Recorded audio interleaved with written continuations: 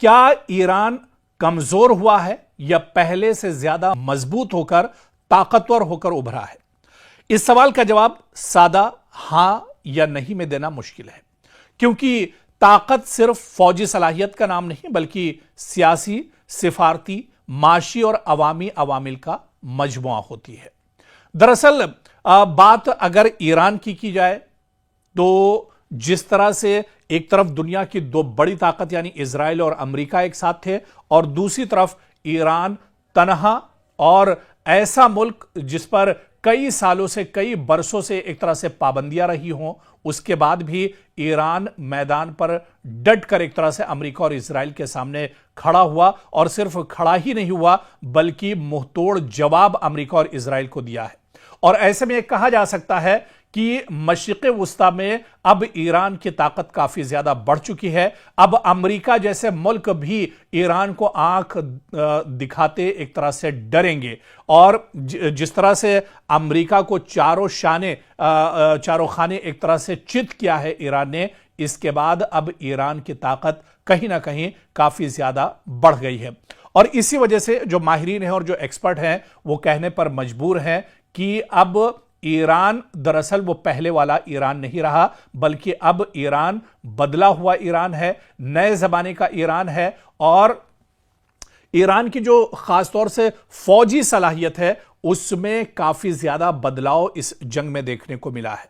और यही वजह है, चाहे ड्रोन की बात की जाए, लेटेस्ट मिसाइल्स की बात की जाए या दूसरे फौजी असलहे की बात की जाए, ईरान अब उन सभी चीजों से एक तरह से लैस है। तो ऐसे में ईरान की ताकत काफी ज्यादा बढ़ी है। और मशरिक़ वुस्ता में अगर बात की जाए तो मशरिक़ वुस्ता में जो इस्लामी ममालिक हैं या जो अरब ममालिक हैं, उनमें अगर कोई सबसे ताकतवर मुल्क है तो वो एक तरह से ईरान है।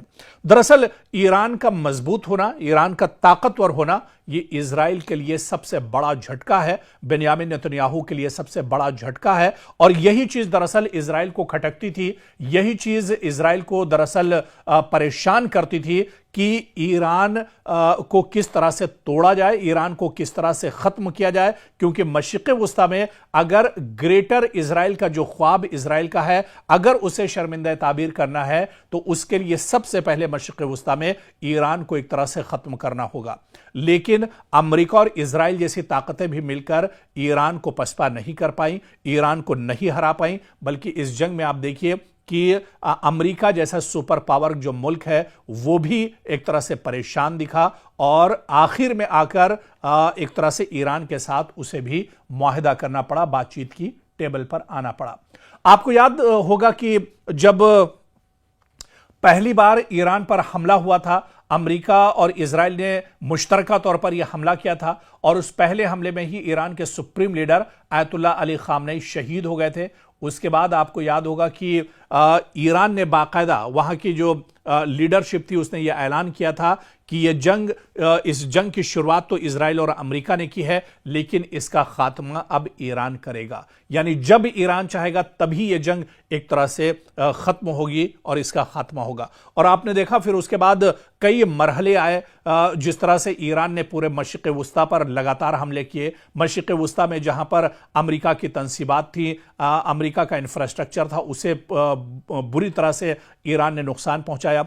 इसके अलावा आप देखिए कि मशरिक़ वुस्ता में इजराइल के अंदर घुसकर ईरान ने इजराइल के अंदर काफी तबाही मचाई। और इसके अलावा जो सबसे टर्निंग जो पॉइंट इस जंग का था वो अबनाए हुर्मुज को बंद करना, अबनाए हुर्मुज पर ईरान का पूरी तरह से काबिज होना, जिसकी वजह से ही एक तरह से अमेरिका को सरेंडर करना पड़ा।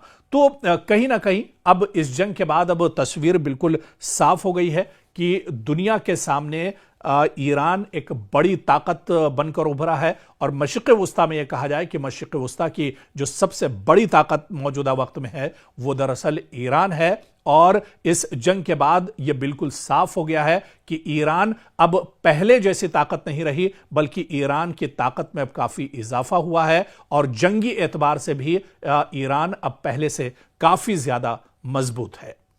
ईरान की सियासत में इस वक्त सबसे ज्यादा जेर बहस सवाल यही है कि अगर supreme leader Ayatollah Ali Khamenei की वफात या तदफीन का मरहला आता है तो क्या उनके साहबजादे मुज्तबा खामनेई जो इस वक्त ईरान के मौजूदा सुप्रीम लीडर हैं, क्या वो दुनिया के सामने नजर आ सकते हैं?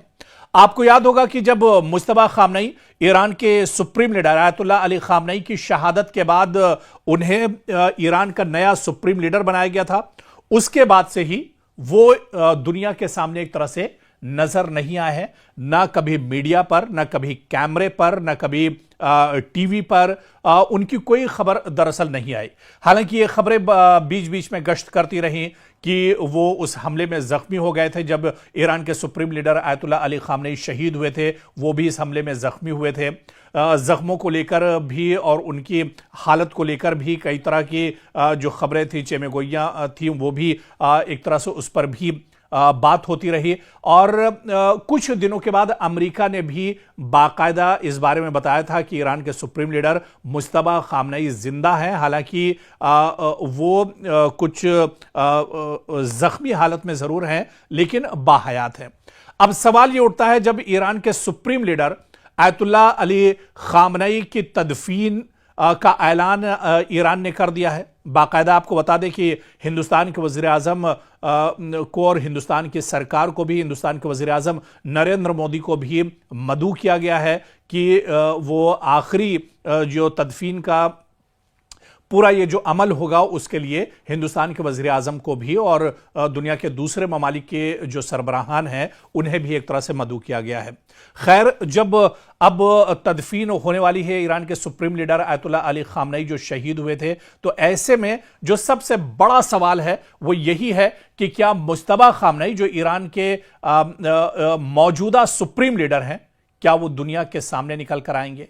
क्या वो अब दुनिया के सामने एक तरह से अब जाहिर होंगे? ये सवाल दरअसल बहुत बड़ा है, क्योंकि यह सवाल इसलिए भी अहम है कि मुज्तबा खामनेई कई बरसों से ईरानी सियासत के सबसे पुरस्कार और बाअसर नामों में शुमार किए जाते हैं, लेकिन अवामी सतह पर उनकी मौजूदगी इंतहाई महदूद रही है। खासतौर से अमेरिका, इजराइल और ईरान के दरमियान जब जंग चल रही थी, उसके इस जंग के चलते भी वो एक तरह से रोपोश थे। अब दरअसल मुज्तबा खामनेई के बारे में अगर बात की जाए तो ईरान के supreme leader Ayatollah Ali Khamenei के दूसरे बेटे हैं। इनके बारे में तवील अरसे से कयास आराइयां भी होती रही हैं कि वो ईरानी इस्टेब्लिशमेंट, मजहबी हलकों और बाज़ ताकतवर इदारों में असर रसूख रखते हैं। ताहम वो ना तो बाकायदा हुकूमती ओहदे पर कभी रहे और ना ही आम सियासी रहनुमाओं की तरह मीडिया में नजर आते हैं। इसी वजह से उनके बारे में मालूमात महदूद और कयास आराइयों पर मबनी रहती हैं। अब बड़ा सवाल यह उठता है कि अगर ईरान में सुप्रीम लीडर की तदफीन जैसा तारीखी मौका आता है तो पूरी दुनिया की नजरें तेहरान पर होंगी। ऐसे मौके पर कई अहम सवाल भी उठते हैं कि क्या जनाजे और तदफीन की आखिर क़यादत कौन करेगा? अगर मुज्तबा खामनेई सामने नहीं आते हैं तो फिर ईरान के supreme leader Ayatollah Ali Khamenei का जो जनाजा होगा और उनकी जो तदफीन होगी, इसकी क़यादत कौन करेगा? ईरानी इस्टेब्लिशमेंट किस शख्सियत को नुमाया करती है? मीडिया किस चेहरे पर ज्यादा फोकस करता है? क्या मुज्तबा खामनेई नुमाया किरदार अदा करते नजर आएंगे? अगर वो मरकजी हैसियत में नजर आते हैं तो इसे ईरान के मुस्तकबिल की क़यादत के हवाले से एक अहम इशारा दरअसल समझा जा सकता है, क्योंकि जब से जंग चल रही थी और अब जंग एक तरह से थम गई है, अब ईरान और अमेरिका के दरमियान मुआहिदों का दौर चल रहा है, बातचीत का दौर चल रहा है। और ऐसे में क्या ईरान के मौजूदा सुप्रीम लीडर मुज्तबा खामनेई वाकई में दुनिया के सामने आ सकते हैं? क्योंकि ईरान के सुप्रीम लीडर, साबिक supreme leader Ayatollah Ali Khamenei की शहादत और उनकी तदफीन का जो मौका होगा, ये बहुत बड़ा मौका होगा। और ईरान ने बाकायदा उसी वक्त ऐलान किया था कि जब ये जंग थमेगी उस वक्त ईरान के supreme leader Ayatollah Ali Khamenei की तदफीन की जाएगी। जंग थम चुकी है, अमेरिका के साथ बातचीत का दौर चल रहा है, मुआहिदे एक तरह से हो रहे हैं और उस पर दस्तखत किए जा रहे हैं। तो ऐसे में क्या अब जब तदफीन होगी ईरान के supreme leader Ayatollah Ali Khamenei की, क्या वाकई में मुज्तबा खामनेई अब दुनिया के सामने निकल कर आएंगे? ये सवाल बहुत अहम है। और आने वाले दिनों में जब ये पूरा अमल होगा, तदफीन होगी, जनाजा उठेगा, उस वक्त क्या सुप्रीम लीडर मुज्तबा खामनेई दुनिया के सामने आ सकते हैं? ये देखना भी बहुत अहम होगा।